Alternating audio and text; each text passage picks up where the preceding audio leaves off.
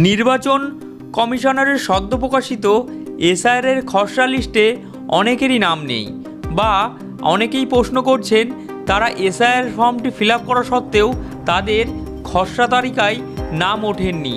কী কারণে আপনাদের এসআইআরের খসড়া তালিকায় নাম ওঠেনি এবং আপনাদের এসআইআরের খসড়া তালিকায় নাম না উঠলে পরবর্তী যে সমস্ত কাজগুলি আপনাদেরকে করতে হবে বা এই হিয়ারিংয়ের সময় আপনাদের কিভাবে ডাকা হবে এবং কি কি ডকুমেন্ট আপনাদের সাথে নিয়ে যেতে হবে, এছাড়াও যদি আপনারা হিয়ারিংয়ে অনুপস্থিত হয়ে যান তাহলে কি হবে, সমস্ত বিস্তারিত প্রশ্নের উত্তর এই ভিডিওটির মাধ্যমে আপনাদের মাঝে শেয়ার করব।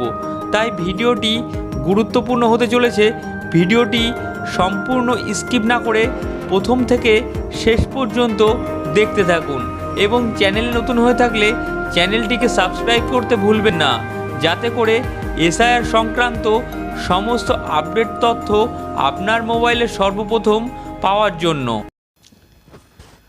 সর্বপ্রথম আপনাদের মাঝে শেয়ার করব যে খসড়া তালিকায় নাম না থাকলে করণীয় কী আছে। খসড়া তালিকায় ভোটার তালিকায় যাচাইয়ের পর যদি দেখছেন আপনার সেখানে নাম নেই, তবে অযথা আতঙ্কিত হওয়ার কোনো কারণ নেই, কারণ নির্বাচন কমিশন অনুসারে এখানে পরিস্থিতি আপনার অবিলম্বে নির্দিষ্ট পদক্ষেপ নিতে হবে। কী সেই পদক্ষেপ?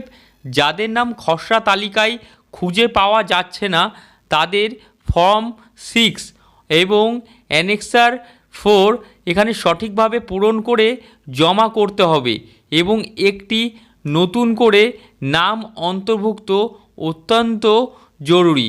এছাড়াও শুনানির প্রক্রিয়া কাদের কিভাবে আপনাদের পরবর্তীতে হিয়ারিংয়ের জন্য ডাকা হবে এবার আপনাদের ভিতরে শেয়ার করব। আগামী 17ই ডিসেম্বর থেকে ভোটার তালিকার সংক্রান্ত শুনানি শুরু হতে চলেছে। এই শুনানি প্রক্রিয়া নিয়ে সাধারণ মানুষের বিভ্রান্তি দূর করতে কমিশন স্পষ্টভাবে জানিয়ে দিয়েছে কাদেরকে ডাকা হবে এই হিয়ারিংয়ের তালিকায়, কাদেরকে ডাকা হবে।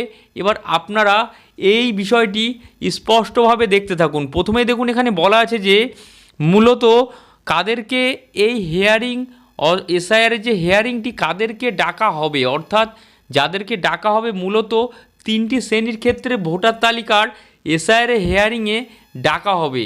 প্রথমে যেখানে বলা আছে দেখুন, যাদের 2002 সালের তথ্য এছাড়াও 2025 সালের তথ্যে ম্যাপিং বা মিল পাওয়া যায়নি, অর্থাৎ আপনারা 2002 সালে যেই ফর্মটি ফিল আপ করেছেন সে এখানে দেখুন নিচে যে একটি পার্ট ছিল, অর্থাৎ এই যে পার্টটির কথা বলা আছে নিচের এই পার্টটি, এছাড়াও 2025 সালে আপনাদের কোনো মিল পাওয়া যায়নি, সেই ক্ষেত্রে তাদের ফর্মটি রিজেকশন হয়েছে এবং এসআইআরের জন্য তাদেরকে হিয়ারিংয়ে নতুন করে ডাকা হয়েছে।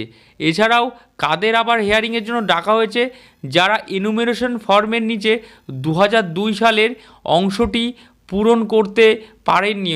অনেকেরই দেখা গেছে যে 2002 সালে যে নিচে যে অংশটি, এই অংশটি আপনারা ফলো করুন, এই অংশটি আপনারা ঠিকঠাকভাবে ফিল আপ করতে পারেননি, সেই কারণে তাদেরকে আবার নতুন করে হিয়ারিং পর্বটি চালু করেছে নির্বাচন কমিশন। এছাড়াও তৃতীয় যাদের নাম ডাকা হয়েছে এখানে বলা আছে দেখুন, তৃতীয় ক্ষেত্রে যাদের জমা দেওয়ার তথ্য কোনোটি ত্রুটি বা অসঙ্গতি ধরা পড়েছে, সেই কারণে তাদেরকে নাম ডাকা হয়েছে হিয়ারিং পর্ব। এছাড়াও নোটিশ পাঠানোর পদ্ধতি আপনারা ভালো করে শুনে রাখুন, কিভাবে এই নোটিশ পর্বটি আপনাদের বাড়িতে বা আপনার কাছে হিয়ারিং কিভাবে আপনারা বুঝতে পারবেন যে আপনার হিয়ারিংয়ের কবে ডেট আছে বা হিয়ারিং পর্বটি কি, এবার আপনাদের সামনে একে একে তুলে ধরব। প্রথমেই দেখুন এখানে বলা আছে যে এই শুনানির জন্য নোটিশ কিভাবে পাওয়া যাবে তা নিয়ে অনেকেই চিন্তিত।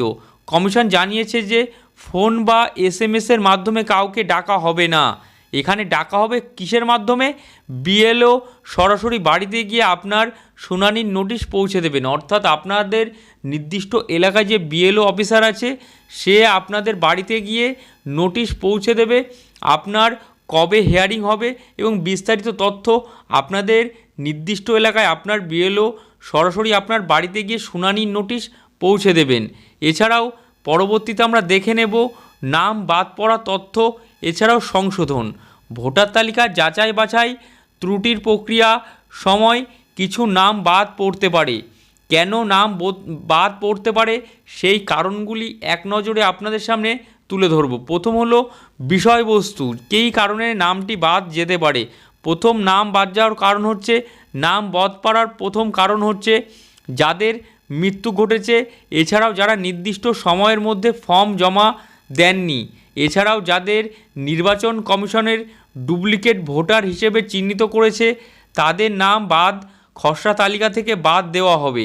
এছাড়াও তথ্য সংশোধন, ভোটার তালিকার নাম, ঠিকানা এছাড়াও কোনো তথ্য ভুল থাকলে সংশোধনের জন্য 8 নম্বর ফর্ম এবং 4 নম্বর ফর্ম তাদেরকে জমা দিতে হবে। এই ফর্ম নাম্বারটি আপনারা চাইলে আপনারা নোট ডাউন করে নিতে পারেন। কোন ফর্ম নাম্বারটি আছে এখানে? 8 নম্বর ফর্ম সংশোধনের জন্য, এছাড়াও 4 নম্বর ফর্মটি তাদেরকে ফিল আপ করে জমা দিতে হবে। এর পরবর্তীতে আপনাদের সবথেকে যে ইম্পর্টেন্ট পার্টটি, যদি আপনাদের যেদিন হিয়ারিংয়ের ডেট আছে, যদি আপনারা কোনো কারণবশত আপনারা উপস্থিত না হতে পারেন বা সেদিন যদি কোনো শারীরিক অসুবিধার কারণে উপস্থিত না হতে পারেন, কি করবেন এবার আপনাদের সামনে একে একে শেয়ার করব। তাই এই যে পয়েন্টটি আপনারা মনোযোগ সহকারে দেখতে থাকুন এবং ভিডিওটি যদি ভালো লেগে থাকে ভিডিওটিকে অবশ্যই একটি লাইক করবেন। প্রথমে দেখুন এখানে বলা আছে শারীরিক অসুস্থতা, অর্থাৎ শারীরিক অসুস্থ বা অন্য কোনো কারণে যদি নির্ধারিত দিনে শুনানিতে উপস্থিত থাকা সম্ভব না হয় তাহলে কমিশনের পক্ষ থেকে বিকল্প ব্যবস্থার কথা বলা হয়েছে। কি করবেন তাহলে? দিন কিভাবে পরিবর্তন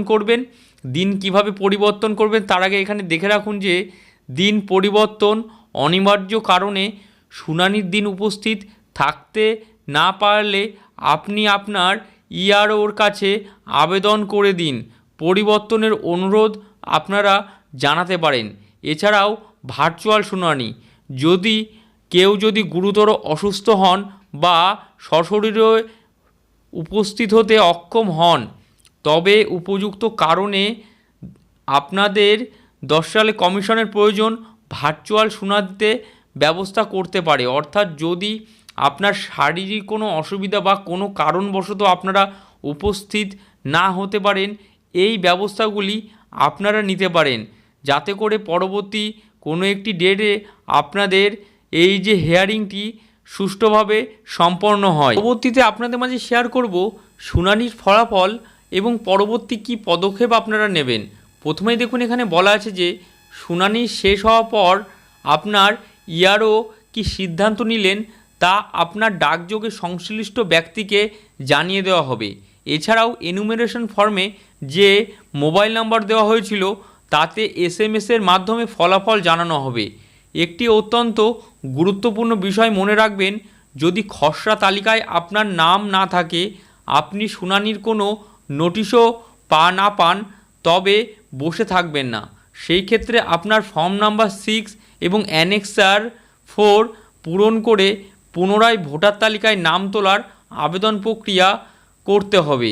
এই ছিল আপনাদের হিয়ারিং সহ বিভিন্ন আপনাদের স্টেপ, যেই স্টেপগুলি অবলম্বন করে আপনারা নির্বাচন কমিশনার এসআইআরের ড্রাফট লিস্টে আপনার নাম তুলতে পারেন এবং আপনাদের হিয়ারিং পর্বটি আপনারা সম্পূর্ণ করতে পারেন। তাই ভিডিওটি যদি ভালো লেগে থাকে ভিডিওটিকে অবশ্যই লাইক, শেয়ার, সাবস্ক্রাইব করবেন এবং পাশে থাকা বেল আইকনটিকে প্রেস করতে ভুলবেন না এমন ইনফরমেটিভ ভিডিও সবার আগে আপনার মোবাইলে পেতে।